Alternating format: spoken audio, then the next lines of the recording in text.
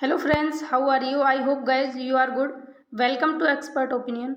और फ्रेंड्स, आज की इस वीडियो में हम डिस्कस करेंगे कुछ इंपॉर्टेंट पॉइंट्स जो आपके एग्जाम में आने लायक हैं जीएस से रिलेटेड। तो फ्रेंड्स, इस वीडियो को लाइक शेयर ज़रूर करें अगर आपको पसंद आए, और हमारे टेलीग्राम ग्रुप को ज़रूर ज्वाइन करें जहाँ पर आपको इम्पॉर्टेंट नोट्स प्रोवाइड किए जाते हैं। मैं इसको थोड़ा सा जूम कर लेती हूँ, एक एक पॉइंट हम ध्यान से देखेंगे। तो पहला पॉइंट है आपकी स्क्रीन पर 52वां संविधान संशोधन। तो 52वां संविधान संशोधन कब हुआ? तो 52वां संविधान संशोधन जो है ये 1985 में हुआ।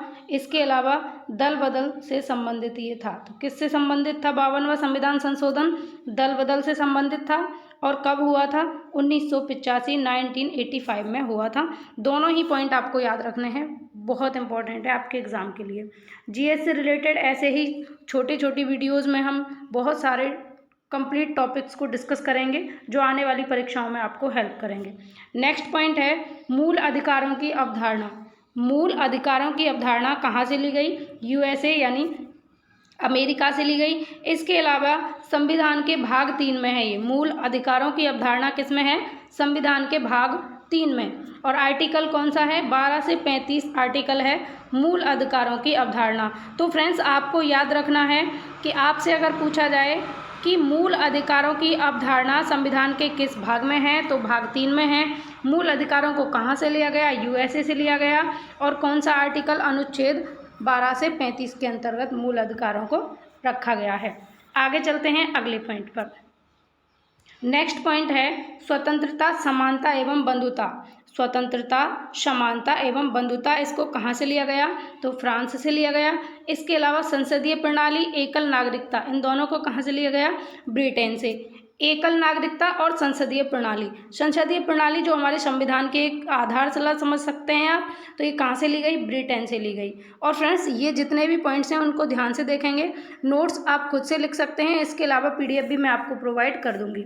तो आगे बढ़ते हैं अगले पॉइंट पर। नेक्स्ट है सामाजिक, आर्थिक और राजनीतिक न्याय की अवधारणा कहाँ से ली गई? सामाजिक, आर्थिक और राजनीतिक न्याय की अवधारणा कहाँ से ली गई? तो ये रसिया से लिया गया। इसके अलावा मौलिक कर्तव्यों को कहाँ से लिया गया? इन्हें भी रूस से लिया गया। देखिए, हमारे देश में 3 प्रकार के न्याय की बात की जाती है, सामाजिक न्याय, आर्थिक न्याय और राजनीतिक न्याय। संविधान में कितने प्रकार के न्याय हैं अगर ये आपसे पूछा जाए? तो 3 प्रकार के, सामाजिक, आर्थिक और राजनीतिक न्याय। इनको कहाँ से लिया गया है? रूस से। इसके अलावा मौलिक कर्तव्य, फंडामेंटल ड्यूटीज़, इनको भी कहाँ से लिया गया है? रसिया से लिया गया है। वेरी वेरी इंपॉर्टेंट है। और जो संविधान में हमारे जितने भी पॉइंट्स हैं उनके सोर्सेज आपसे पूछे जाते हैं, तो आपको याद रखना है सामाजिक, आर्थिक और राजनीतिक न्याय की अवधारणा और मौलिक कर्तव्य रूस से लिए गए हैं। इसके अलावा संसदीय प्रणाली और एकल नागरिकता ब्रिटेन से ली गई है। स्वतंत्रता, समानता और बंधुता कहाँ से ली गई है? फ्रांस से ली गई है। इसके अलावा इससे पहले हमने डिस्कस किया था कि जो हमारे मौलिक अधिकार हैं, मूल अधिकार हैं, उनको कहाँ से लिया गया? यूएसए से। आगे बढ़ते हैं अगले पॉइंट पर। नेक्स्ट पॉइंट है आपकी स्क्रीन पर संविधान सभा द्वारा भारतीय संविधान की स्वीकृति कब ली गई थी? तो 26 नवंबर 1949 को भारतीय संविधान को स्वीकृति प्रदान की गई थी। किसके द्वारा? संविधान सभा के द्वारा। एक संविधान सभा गठित हुई जिसमें हमारे जो भारत का संविधान है उसको कब स्वीकार किया गया? 26 नवंबर 1949, 26 नवंबर 1949 को। नेक्स्ट पॉइंट है आपकी स्क्रीन पर अगला।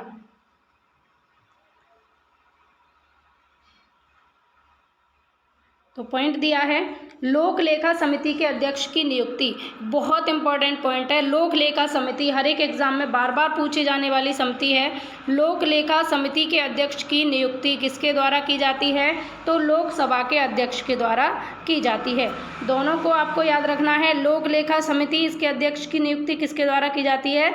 लोकसभा के अध्यक्ष के द्वारा की जाती है। अगला है योजना आयोग का अध्यक्ष। पहले इसका नाम योजना आयोग था, लेकिन अब क्या कर दिया गया है? नीति आयोग। तो जो योजना आयोग है या फिर नीति आयोग है, इसका अध्यक्ष कौन होता है?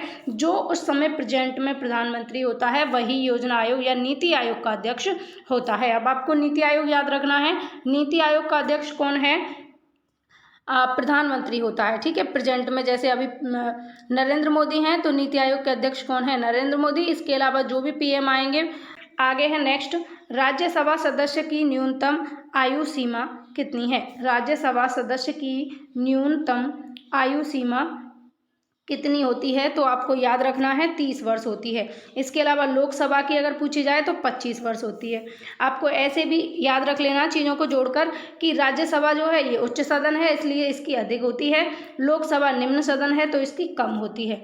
राज्यसभा की 30 वर्ष होती है राज्यसभा का सदस्य बनने की न्यूनतम आयु, और लोकसभा की 25 वर्ष होती है। दोनों ही पॉइंट बहुत इंपॉर्टेंट है, याद रखना है। कन्फ्यूजन कई बार क्रिएट हो जाती है तो आप इस तरीके से जोड़कर याद रख सकते हैं।